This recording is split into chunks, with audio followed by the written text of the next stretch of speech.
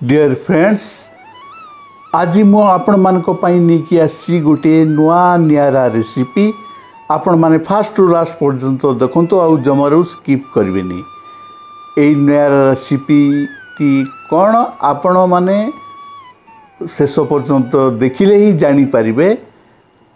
आउ आपण मानक पई नॉन वेज रेसिपी टी मु तयारी करूची देसी स्टाइल रे।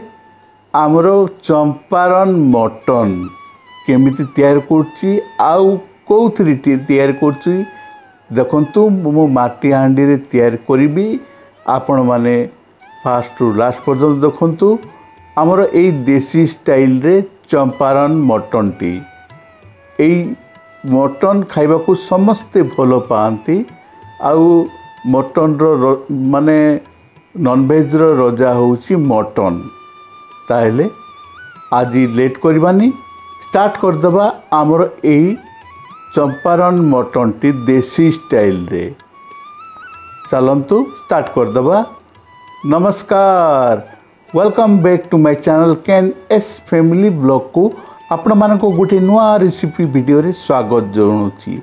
डियर फ्रेंड्स ताले देखंतु मु प्रथमे नि जाइछि गोटी केजी रो खासी छेली मांस बा मटन गोटी केजी नहीं जाइछि। ताको गोटे जगार मु पकई देली धुआ धुई करके। या पर नहीं जाइछि मु अदा कंचा मरच और अदा 100 ग्राम छेची की मु रेडी कर दीची। कहीं छेचार बासना गोटे अलगा टाइप रो लागे, भलो लागे, टेस्टी लागे। तेणु कंचा मरच अदा रसुण तीन चार जिनस मु ऐड कर दीची। तापरे हल्दी गुंड गोटे चामच, जीरा धनिया गुंड गोटे चामच, लुण गोटे चामच, कसूरी मेथी गोटे चामच, लंका गुंड गोटे चामच, तापर धनिया पत्र किछि मु ऐड कर देली। देखंतु आउ ऐड कर देली मु सोरस तेल 2 चामच खंडे।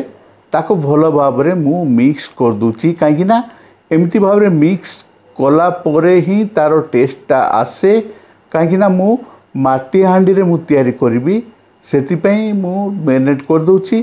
तापर मु ऐड कली बड़ चामच रे 2 चामच टमाटो सॉस को। काहेकि ना टमाटो सॉस पड़िले आर स्वादटा बढ़ी जाए एई देसी स्टाइल रे चंपारण मटन टी। तापर मु देखंतु मैरिनेट करबा पई रखि दिली। प्राय मैरिनेट आधा घंटा पई रखि दउची। देखंतु मैरिनेट ही जाइछि। तापर कोन करबा ना मु सरसो तेल प्राय 200 ग्राम कोटे पकई देली। तापर गोटा मसला से ऐड कर देली। कहीं से जीरा, तेजपत्र, दालचीनी, आमर गुजराती, लवंग, अनासी फूल या सहित मु ऐड कर देली। देखंतु पियाज 250 ग्राम। या को मु गोल्डन ब्राउन हैला पर्यंत भल भाव मिक्स करबी।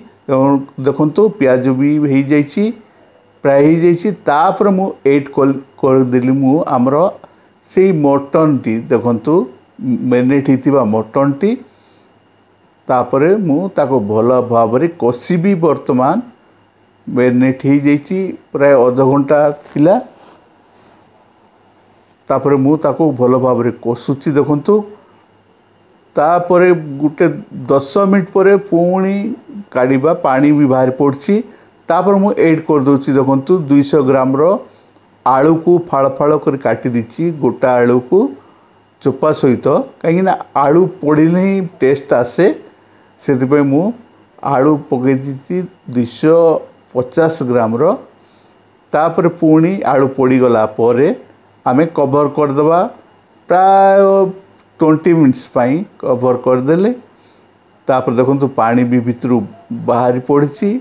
पानी आमे पकईनु, सेमती पानी बाहर। देखंतु ताको पुणी ताको मिक्स करबा भलो भाव रे।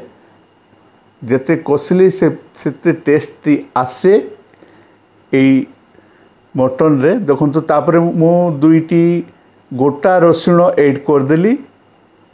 ता सहित कंचा मटर आमर 200 ग्राम खंडे। कहीं एथिरे रसुण, गोटा रसुण सह कंचा मटर पड़ीगले बहुत टेस्टी लगे। आउ रसुण होची पड़ले यही चंपारण मटन टी 4 चांद लगी जाए। आउ आपण मानकु भी बहुत टेस्टी लागिबो। एहा परे मु ऐड कर दी 2 चम्मच हमर मटन माने मीट मसाला ऐड कर देली। भल भाव रे कसी ही जाइछि तापरे मु मीट मसाला टी ऐड कर देली। तापरे भल भाव रे आउ थरे कसुची भल भाव रे मीट मसाला टी मिक्स ही सेति माने मटन भीतर को जीवो आ स्वादटा बढ़ी जीवो। तापरे किछ समय मु कवर करबा को देली। कवर काढला परे 10 मिनिट पे कवर कर देली। तापरे मु उषुम पानी ऐड कर देली कहीं ना उषुम पानी ऐड कले ही मटन टी शीघ्र सीझी जाए। देखंतु डियर फ्रेंड्स भिडियोटी देखुंती जदि आपण मानको हमर ई भिडियोटी भल लागे ताहेले बहु मात्रा लाइक टी कर दियंतु।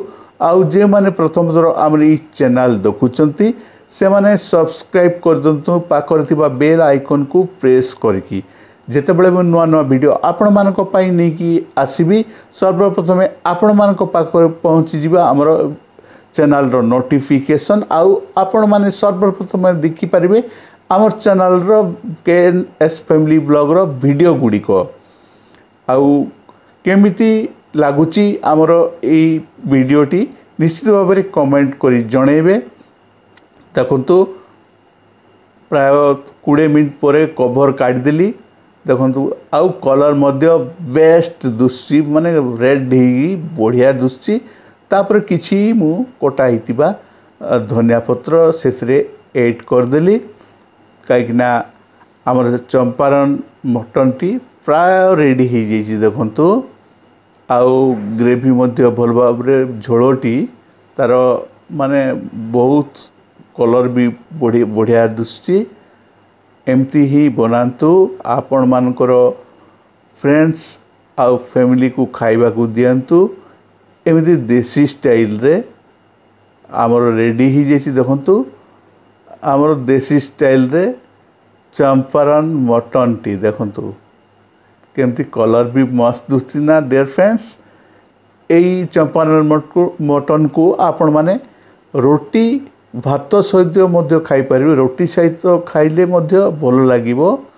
देखंतु आउ संडे थिला आउ संडे दिन मु दिन बेला ही करथिली। एटा लंच पाई तैयारी करथिली मु निजे। आउ माटी हांडी रो टेस्ट गुटे अलगा प्रकार लागे। आउ रेडी जे देखंतु संग माने आउ वीडियोटी तो देखिले आपण माने कमेंट निश्चित भाव में कमेंट करंतु जे आपण मानकु केउ केउ वीडियो भलो लागे आउ केउ केउ रेसिपी आपण मान देखिबा को चाहंती जदि कमेंट करबे मु निश्चित भाव में वीडियोटी आनिबा को रेसिपी वीडियोटी आनिबा को चेष्टा करबी आउ आनिबी मध्य। तो देखंतु केमती कलर भी मस्त दिछि आउ बहुत टेस्टी मध्य हेतला। तापर मु खाइबा को बसी पड़ली। देखंतु रेडी ही जाइछि आउ बहुत टेस्टी थिला। एई चंपारण मटन देसी स्टाइल रे वीडियोटी तो देखिले। आमर वीडियोटी केमिति लागिला कमेंट रे जणाइबे। आउ आपण मानक सहित पुणी देखाबो आउ एक नुआ रेसिपी वीडियो रे। रहउछि नमस्कार।